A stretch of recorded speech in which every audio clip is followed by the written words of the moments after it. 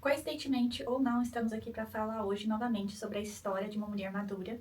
O último vídeo aqui no canal é sobre a Mulher de 30 anos, né? O livro do Balzac, nosso último livro lido aí, antes do que a gente vai conversar hoje.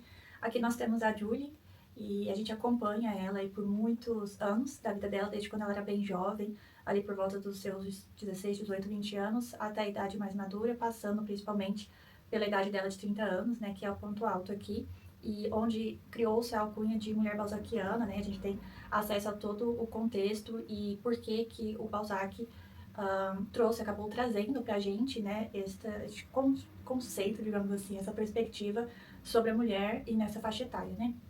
Hoje estamos aqui para falar sobre outra mulher madura.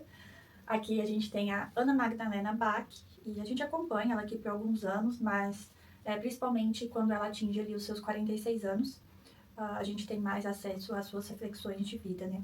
Isso aqui é um livro extremamente voltado para a experiência da mulher com essa faixa etária e suas experiências amorosas, digamos assim.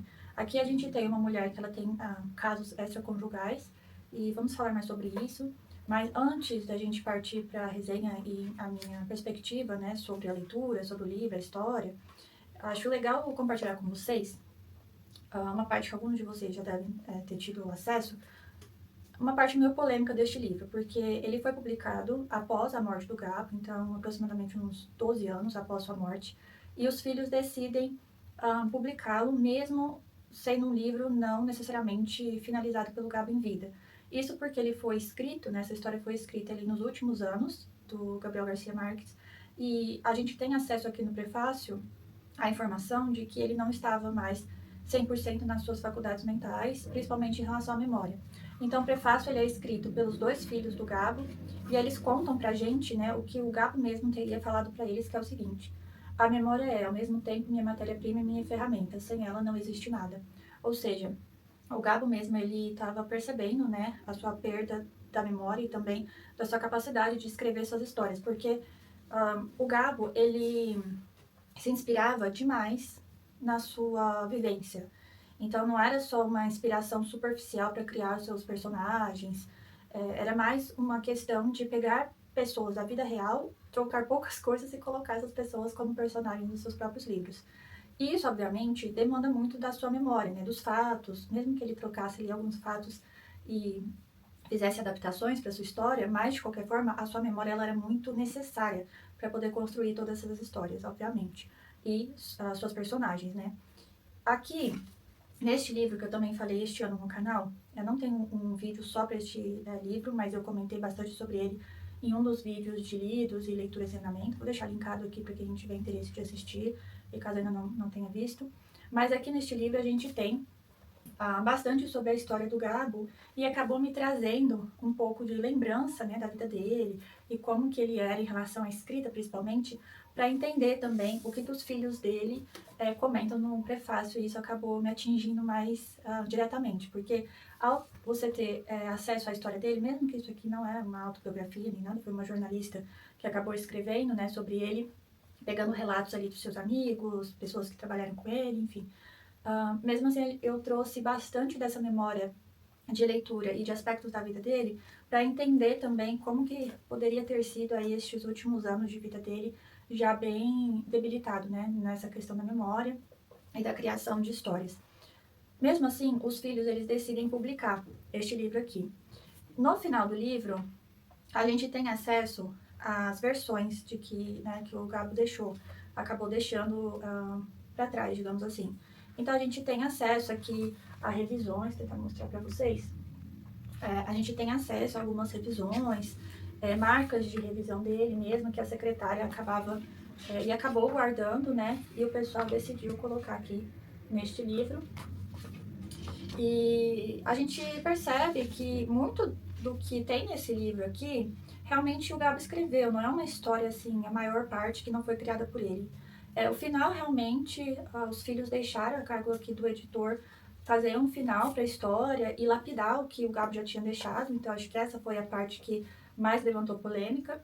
E tem um outro pessoal também que acaba comparando essa obra com outras obras dele, por exemplo, Amor nos Tempos do Cólera, 100 Anos de Solidão. E aí realmente fica um pouco discrepante, assim, se você começar a comparar as histórias. Eu, pessoalmente, gostei da experiência de ler. É um livro bem curto, como vocês podem ver. Eu li em apenas um dia, acabei ficando envolvida ali com a história da Ana, acaba que as incoerências, né, que a gente tem acesso. Então, eu vou começar a contar um pouco agora da sinopse do livro. Vai ter alguns spoilers, então já fica aqui o alerta, né? Aqui a gente tem uma mulher nos seus 40 e poucos anos, casada já há muito tempo. O marido dela foi o primeiro namorado, o primeiro tudo na vida dela, então eles já se conhecem há um bom tempo. Ela perdeu a mãe recentemente e a mãe decidiu por ser enterrada, né? Deixou esse desejo explícito, antes de morrer, obviamente, para familiares, para ela poder ser enterrada numa ilha, que aparentemente, né, até então o pessoal não tinha muita noção do que significava aquela ilha para a mãe. Mas fato é que enterraram ela lá conforme o desejo dela, né? O último desejo, digamos assim, em vida. Essa filha, né, a Ana Magdalena, ela começa a visitar então o túmulo da mãe em todo agosto. Por isso o nome do livro, né? Em agosto nos vemos, porque ela está indo visitar a mãe no túmulo em todo agosto, porque foi quando a mãe faleceu. A primeira frase do livro é a seguinte: voltou à ilha na sexta-feira, 16 de agosto, na barca das 3 da tarde. Usava calça jeans, camisa xadrez no estilo escocês, sapatos simples de salto baixo, sem meias, carregava uma sombrinha, sua bolsa de mão e como única bagagem a maleta de praia. Então, todo agosto, todo ano, ela vai sozinha até essa ilha super remota visitar a mãe, aí ela conversa com a mãe e tal. Só que o cerne aqui da história, né, não é necessariamente as lembranças dela com a mãe, nem nada assim. São lembranças que ela vai criar por conta própria em cada agosto que ela vai até essa ilha. Por quê? Ela vai começar a ter casos extraconjugais. Então, ela começa a trair o marido. Em todo ano que ela vai lá, ela tenta arrumar uma pessoa diferente. Não é que ela se apaixona por um homem específico, ou ela vai lá para sempre encontrar a mesma pessoa, não. Toda vez que ela vai lá, ela acaba por se envolver com um homem diferente, e algum deles ela mal sabe o nome, assim, ela não sabe muito sobre a vida da pessoa. Tem um até que ela se envolve que depois de algum tempo, 3 anos, ela vê ali uma notícia na TV de que ele, na verdade, era um gigolô, assim que eles falam aqui no livro, e que ele tinha ali como alvo mulheres mais velhas, viúvas, principalmente, e ele estava sendo preso, suspeito por ter matado duas viúvas, né? Então ela fica até meio abalada com isso, assim, fala, nossa, foi o homem que eu conheci no agosto passado. Mas, assim, abalada superficialmente, né? Nada marcante, assim, que faz ela parar de querer conhecer outros homens na ilha. Ela não traz marido de forma rotineira onde eles moram, mas ela passa a fazer isso quando ela vai todo ano, em todo agosto, na ilha. Então, acaba que você pode pensar no título do livro, não como ela indo, né? Em agosto nos vemos ela, a Ana, com a mãe dela, mas em agosto nos vemos ela com esses homens que ela acaba por conhecer. E este é o plot do livro aqui. A história do livro, o enredo do livro é exatamente isso. Então, como ela vai se sentir culpada ou não em relação a essas traições que ela acaba cometendo.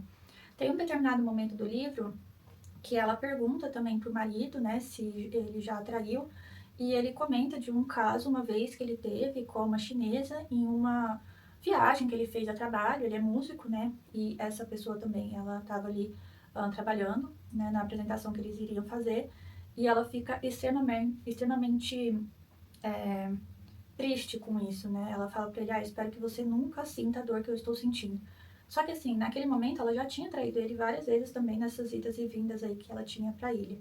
Ela deixa de dar detalhes para ele sobre as viagens justamente para não acender nele uma vontade de ir também, porque ela gostaria de continuar fazendo isso.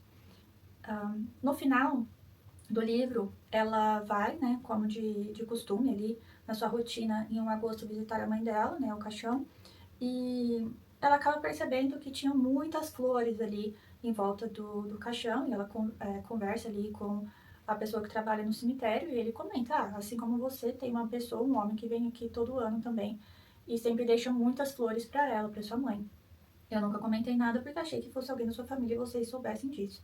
Fato é que ela não sabia, e aí a história da mãe com a história dela acabam se aproximando. Porque ela chega à conclusão que, na verdade, a mãe dela tinha ido para aquela ilha justamente atrás de alguém. Não necessariamente fazer o que ela estava fazendo, né? De ter várias relações diferentes, ali conhecer vários homens diferentes, mas provavelmente a mãe dela tinha ido até a ilha alguma vez, conhecido alguém, se apaixonado, e por isso que ela demonstrou esse interesse também no final da vida já doente de ser enterrada ali naquele lugar. E aí tinha essa pessoa, né, que acaba que ela não conhece, mas ela fica sabendo e essa história das duas, né, acabam se aproximando. Então, aqui a gente tem, de novo, né, trazendo para o começo do vídeo, uma história de uma mulher madura que ela começa a se questionar em relação à sua vida sexual, digamos assim. Não é profundamente amoroso a sua reflexão, assim, sobre o amor. De novo, ela não coloca amor naquelas relações que ela tá tendo com esses homens. Tem sim alguns que ela se interessa e acaba lembrando mais, né? Tem um deles que ela acaba reencontrando, assim, de vista em um restaurante depois de um café, mas de imediato ela nem chega a reconhecer ele de fato, só depois de um tempo, ela pensando, ela reconhece, esse homem aí era aquele que eu conheci em tal ano. Então ela não teve uma conexão profunda, assim, com esses homens, era mais essa questão superficial mesmo, e ela ia até lá, e até essa ilha e fazia todo o seu ritual, né? Ela sempre pegava o mesmo táxi, passava na mesma floricultura, mas ela tentava conhecer pessoas diferentes, com histórias diferentes. E na primeira vez que ela volta para casa, ela se pergunta como que ela iria corresponder, né, em relação a essa traição que ela tinha cometido com o marido. A gente não tem um aprofundamento das personagens fora a Ana, então a história é muito voltada para ela, e a gente tem como se fossem histórias separadas, né? Cada capítulo meio que ela conhece uma pessoa, a cada capítulo é uma ida dela até a ilha, né? Uma vez por ano, e assim a gente tem acesso à história da Ana aqui pelo Gabo. Acho que esse livro é um respiro assim nostálgico para a escrita do Gabo, mesmo que ninguém considere que eu vi até o momento, né? Essa obra-prima dele, mas fica um livro, né? Que depois de mais de 10 anos, quem é fã do Gabo pôde ter um pouco de contato com a sua obra, uma história que ele gostaria de contar, mesmo que não contada 100% por ele. Então, assim, é uma oportunidade só de relembrar, né, um pouco e ter acesso a algo inédito que o Gabo tinha pensado ainda em vida.